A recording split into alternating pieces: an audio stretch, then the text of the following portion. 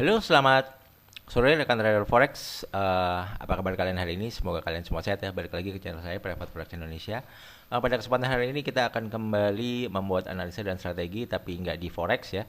Kali ini di pair Bitcoin dan USD ya, BTC USD. Terakhir kita kemarin bikin video tentang Bitcoin, harga kalau nggak salah ada di bawah-bawah sini ya. Dan saya rekomendasikan teman-teman untuk membelinya uh, dan membeli koin Bitcoin atau token Bull ya. Bull itu leverage dari Bitcoin tiga kalinya ya. Bull itu bisa dibeli di Indodax, Bull USDT ya. Kapan hari Bull USDT itu ada di kisaran 70-an ya, sempat bermain ya. Sekarang harga udah naik di 95-an ya. Nah, token Bull seperti ini. Dan kemarin juga sempat di harga 100-an ya. Harganya token Bull ini, dan karena turun ini ya nggak sanggup untuk lanjut, turun lagi, koreksi, dan akhirnya turun ke 90-an lagi harganya.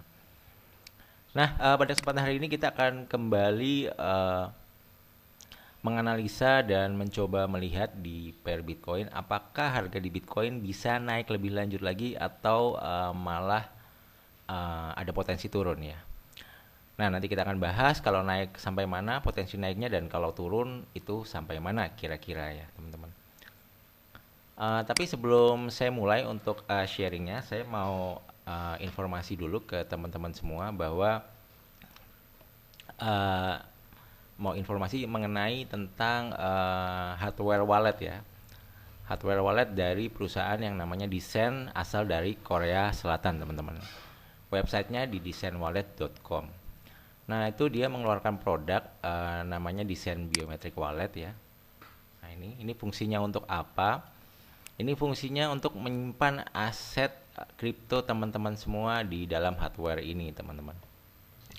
Jadi aset kripto teman-teman bisa lebih safety lagi ya, karena di sini password untuk loginnya ini di-generate password dari walletnya ini di-generate dari alat ini gitu, teman-teman. Jadi bukan di-generate secara online ya. Di sini juga ada keterangannya ya. Secure Private Key Management. Nah, ini Design support secure private key generation from the device without connecting to the additional software program. Terus misalnya alat ini hilang juga nggak perlu khawatir, karena untuk backup dan restorasinya juga sangat mudah. Dan kenapa sih harus memakai hardware wallet? Jadi gini, teman-teman, kenapa kok nggak disimpan di wallet exchange aja, atau disimpan di ya mungkin dari wallet dari koinnya gitu ya? Kenapa kok nggak disimpan di situ aja?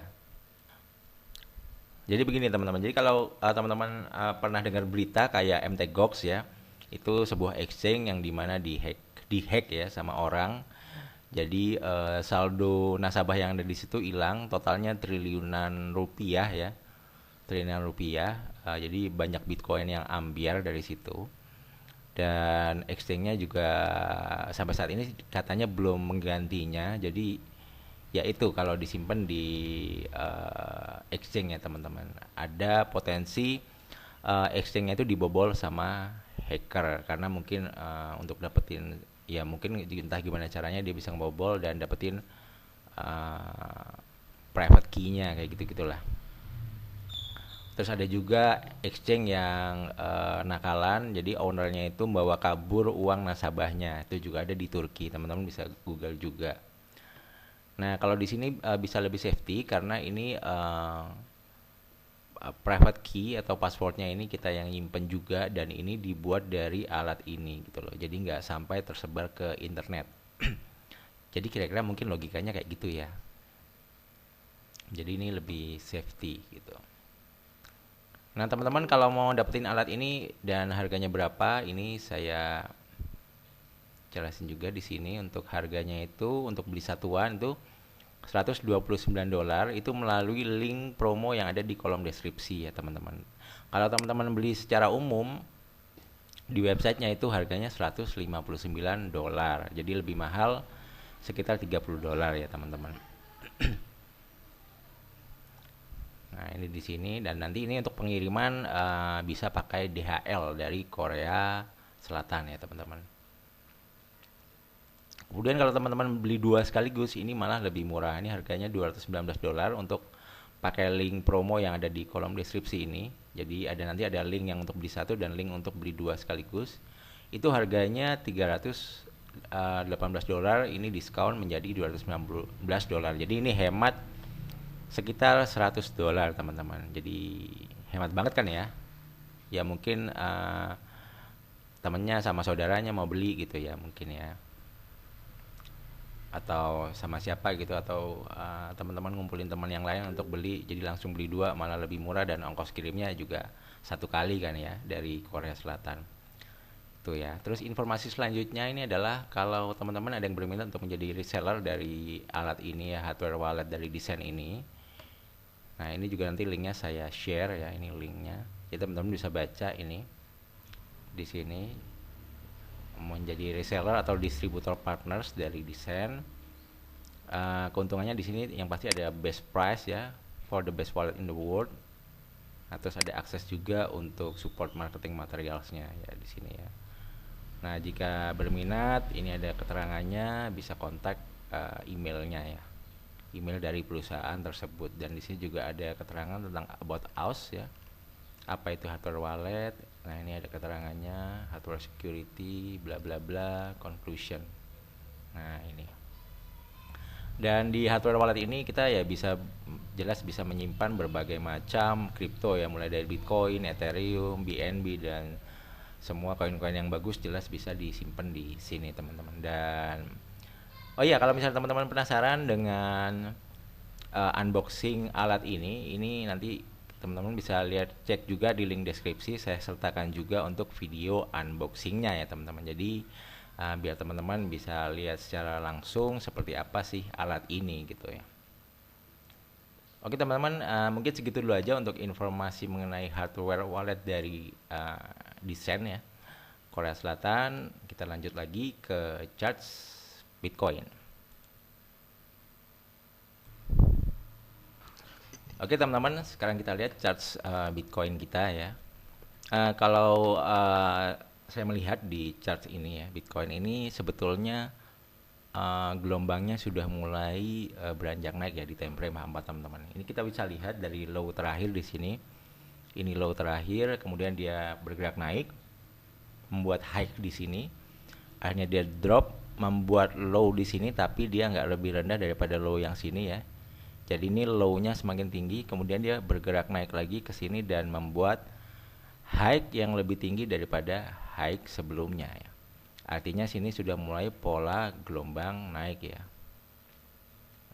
Low yang semakin tinggi dan high yang semakin tinggi, dan pergerakan retrace ini bisa saya anggap ini untuk mencari low yang lebih tinggi daripada di level 18.400-an ini.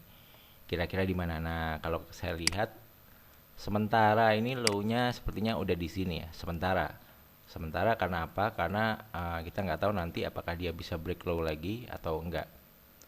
Tapi asumsi kalau dia katakanlah membuat low di situ, nah ini katakanlah ini low-nya. Jadi mungkin ini saat yang tepat untuk kulakan Bitcoin kembali ya, teman-teman. Karena kalau naik ada potensi untuk lebih high lagi seperti ini. Jadi ini level 19.741 ini bisa jadi semacam penentuan juga ya. Kalau harga bisa terus bermain di atas ini kemungkinan bergerak naik cukup tinggi. Tapi kalau dia break low, umpama ini break low, target yang dituju adalah support yang ada di sini, teman-teman. Saya gambarin dulu. Oke, di 18.900, dan di sini kebetulan juga ada ini RS-nya saya kecilin dulu. Kebetulan di sini ada trendline yang up ya. Jadi ini targetnya. Nah, ini. Di kisaran 18.900 kalau turun dan mau coba serok lagi ya. Jadi menurut saya ini waktu yang tepat untuk DCA. Sekarang bisa DCA ya, dollar cost averaging, beli Bitcoin koinnya atau bull token Nanti kalau turun ke sini bisa mulai averaging lagi di sini. Dan kalau turun lagi 18.400 bisa averaging lagi sini terakhir ya.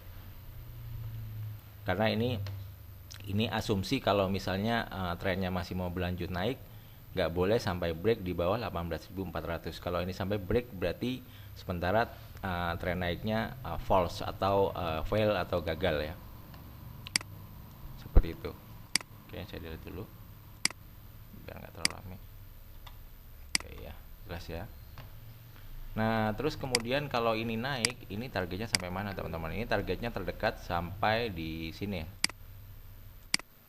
22.700 ya teman-teman. Kita pergi ke one day. Nah, itu 22.700. Di sini ada upper BB time frame harian ya. Ini juga bisa jadi target sih di sini. Ini ya 21.900 ya. Karena ini area EMA-nya down, kemungkinan kalau naik sampai sini 21.900 ini bisa mantul turun dulu, kayak koreksi dulu, entah itu nanti mau lanjut turun lagi atau break high lagi gitu. Jadi ini level-levelnya yang jadi titik perhatian ya. Mungkin kalau mau TP yang main pendek-pendek ya, TP bisa di 21.900 atau 22.700. Terjauh tentunya di 25.000 teman-teman ya. Di sini lagi, di sini ada EMA ya. EMA berapa nih saya lupa. 168 ya. Sini BB-nya pakai periode 48. Oke, ini secara sistem yang ini yang saya pakai. Oke, kita lihat pakai mungkin indikator yang lain ya di sini. Oke.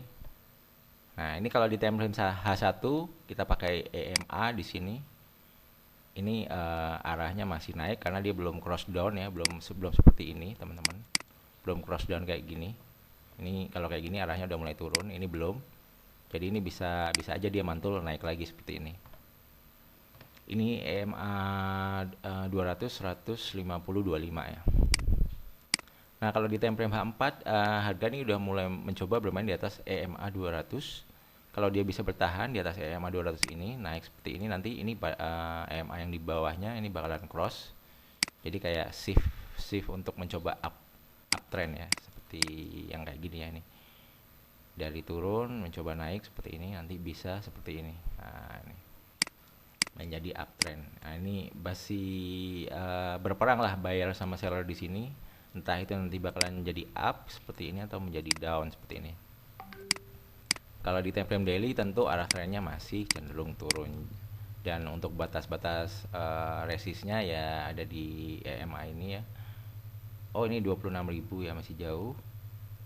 Ini yang paling dekat di sini sih, 22.180 ya. 22.000 lah ini di sini EMA 100. Nah, mungkin dia bisa mantul dulu di sini. Untuk weekly ya ini time frame yang besar banget sih, ini masih mau mencoba peralihan. Biasanya kalau peralihan seperti ini dia nggak langsung turun seperti ini ya. Biasanya harga kayak berkocok-kocok atau dikocok-kocok main di kisaran EMA ini gini-gini, baru nanti entah itu mau turun atau entah itu mau naik seperti itu. Jadi ini sudut pandang dari memakai EMA ya, full EMA ya, dari beberapa periode yang berbeda. Jadi kesimpulannya ini untuk saat ini di tren middle-nya masih cenderung naik ya, saya bilang ya, cenderung naik. Time frame H4 ini masih cenderung naik ya. Selama paling enggak ini 19.700 jangan sampai ke break dulu. Dan nanti malam ada news NFP ya dari US, itu biasanya harga bisa bergejolak ya. Data ketenaga kerjaan